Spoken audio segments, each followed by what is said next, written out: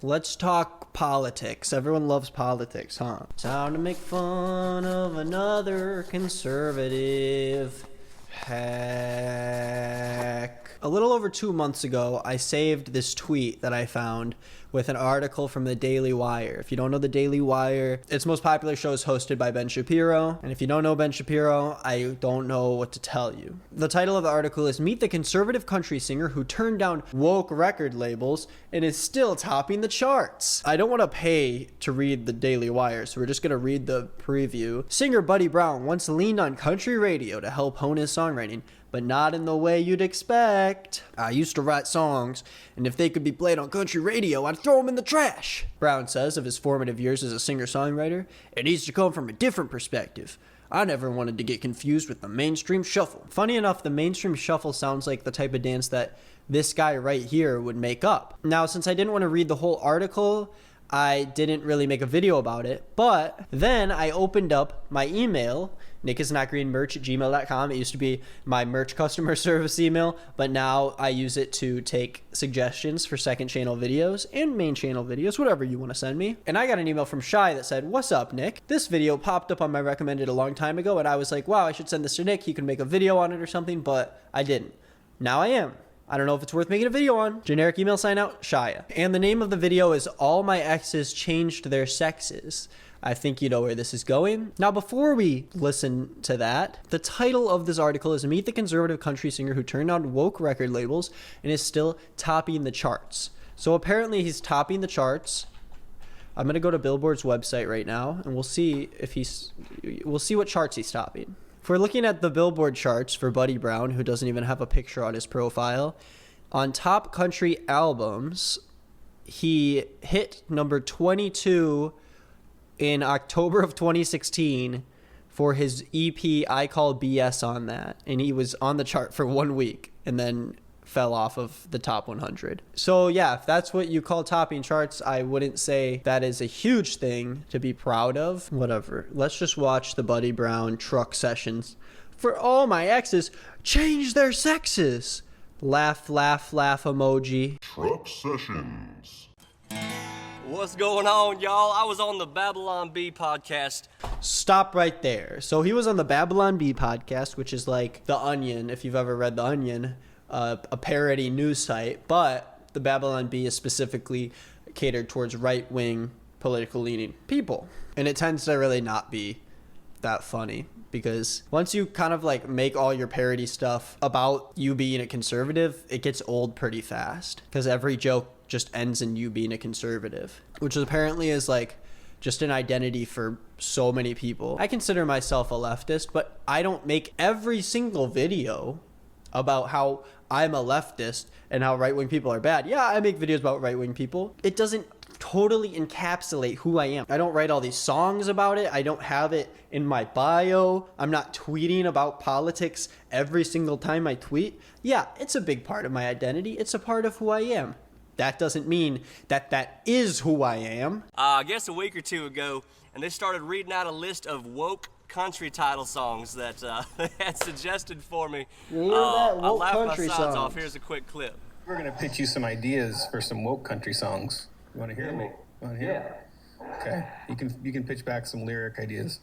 The most uncharismatic radio show host I've ever seen. If you're hosting a podcast and people are just listening to your voice, maybe you shouldn't sound like you're gonna fall asleep in 2 seconds. I got friends in privileged places. I don't know. I get it, because white privilege. Like, I got friends in privileged places. Wait, is this Buddy Brown? Is he on the podcast and a guest on the podcast? The second one was referring to, but everybody liked it. Do you know me and Z? Oh, is that like the pronoun XZ? Oh, me and Z going vegan in the dark.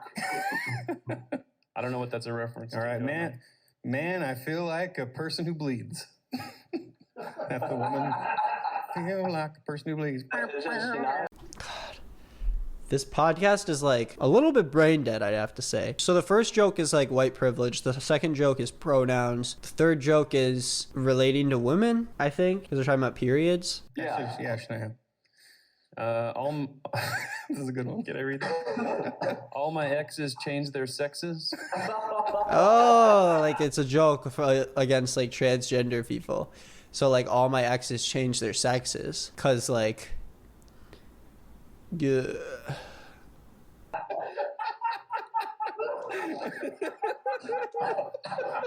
These are all free for you, by the way. Yeah, these are all free. If you want to work on a collaboration video with us. These are all free, by the way. Also, also, I'm a robot, too. Did you notice that? How I lack any emotion. I just sit here and I talk like this. We're shamelessly trying to get that to happen. Oh, my exes changed their sexes. She used to be a her, and now she's a he. But all my exes changed their sexes. I thought he'd at least have like a good voice or some redeeming quality to him. But like his voice just does not have any depth or like richness to it. You know, like good country singers. You got like Johnny Cash. He's got this beautiful voice, this creamy voice that you just want to, you want to put the headphones on and lean into. I could see how you could like that. Like there's redeeming parts to a lot of parts of country. But he's acting like he's not mainstream, and he doesn't sound special or different at all. He's just like doing a parody of a song. Rosanna's down in San Francisco, LGBTQ. Sweet Eileen is now called Steve. She looks just like a dude. And Allison takes medicine, somehow lost her sanity. Somehow lost her sanity. So if you realize you want to trans your gender, you must be, mentally insane, according to Buddy Brown. And now she's a he. But all is he even singing in the right key? There's something wrong with the chord progression or something. It just doesn't sound right. Or he's like hanging on the note for too long. Thank God we broke up back in 03. So he just sings two choruses. Is this the whole song, or does he do another verse? Broke up back in 03. Work in Nashville. Matter of fact, it just might. Y'all be good. Y'all be good. I'm going to continue being transphobic. So Buddy Brown, he goes against the grain. He's not like every other country singer. And by that, it's not that he like experiments with his music. He doesn't do anything interesting with it. He's not an interesting person whatsoever, but every single song has to do with being a Republican. Let's build a wall around California. Buddy Brown tells a Taliban joke and we can't stop laughing. You would upload that to your own channel? Imagine if I uploaded a video like, Nick tells this funny joke and everyone laughs. American savage. Men that wear flannel. The 9/11 speech you won't hear in schools. What is this going to be, just really like Islamophobic or something? As Americans, there is one day. As Americans, I need to warn you. If you see a man whose eyes are way too far apart from each other walking towards you with his truck and his big belt buckle, run. He'll sing to you. That should be hated and loathed above all others, and that's 9/11. A day that a lot of people in my generation learned what evil is for the very first time. We heard Grandpa's stories about World War II and Pearl Harbor and Nazis, but evil was just stories by a campfire. And we all said it's a good thing Granddad fought them all off. Now evil's gone forever. Boy, were we wrong. So if you were too young to remember, or you're trying to figure out why it is that we make such a big deal of this anniversary because you think we should be focused on TikTok videos or who isn't vaccinated, let me remind you. On 9/11/01, there was only one... I fell asleep. I started dozing off while that video was going on. ...thought that came through America that day, and that thought was thousands of Americans just got murdered. See, he's got a good point, though, because, like, I don't remember when 9/11 happened because I was 2 years old. But when 2021 came around, I actually learned what it was like because there were, hundreds of Republicans storming the Capitol building in January and causing an insurrection. Having people invade something that symbolizes America, Americans having to, fear for their lives because these people who are angry want to fight against our government, against our country, because they don't agree with what we're doing. Back in 2001, when 9/11 happened, I grew up thinking, I'm glad America's taking all of these precautions to keep us safe, the TSA, keeping people out of our borders. But on January 6th, I realized, you know, evil is still here. And it's not just outside of the borders.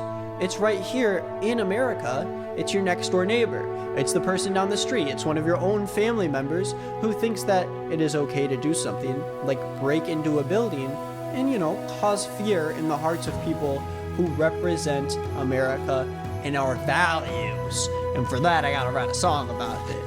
Oh, 9/11, you were so... You know, they say as you get older, y'all, that your eyesight starts going a little bit, and I can already notice that that's happening to me. But your ability to see through people's BS has never been better. So that's why you should stream my EP from 5 years ago. I call BS on that. It peaked at number 22 on the Billboard charts, and that's why you should meet the conservative country singer who turned down woke liquor, and it's still top of the charts. I don't trust just anybody, but if I did, there's a certain kind of character I'm looking for. You know what I'm talking about? A white man who voted for Donald Trump. And if you're not him, you can't be friends with me or see my family. This song's called Flannel. Hope you enjoy it. If I had a choice between trusting a man in a new tailored suit or legit farmer's tan, I tell you right now who I'm voting for, man, the one in flannel. So he said if I were to trust a man and I had to pick between two men, I would pick the one with a real farmer's tan over a well-pleated suit, is what he said. But he voted, and his identity is behind voting for Donald Trump, who is quite literally the encapsulation of someone who is in a well-pleated suit. Don't ever apologize for being a man. Why would you have to do that? We gotta be less white. Why do they convince themselves that anyone cares if they're white or a man? No, they just care if you're a shitty person, I think, is probably what the song should be called. So yeah, that's this guy's whole entire identity. The only thing he wears are ugly t-shirts and a trucker hat. And his music isn't popular at all because he just has to make political parody songs, I guess, to get views. Don't forget though, he's still topping the charts. Anyways, thank you for all the love on the video that I posted Friday morning. So far it's raised $2,002, not including what I still need to give to it. So if you haven't checked out that video, check it out.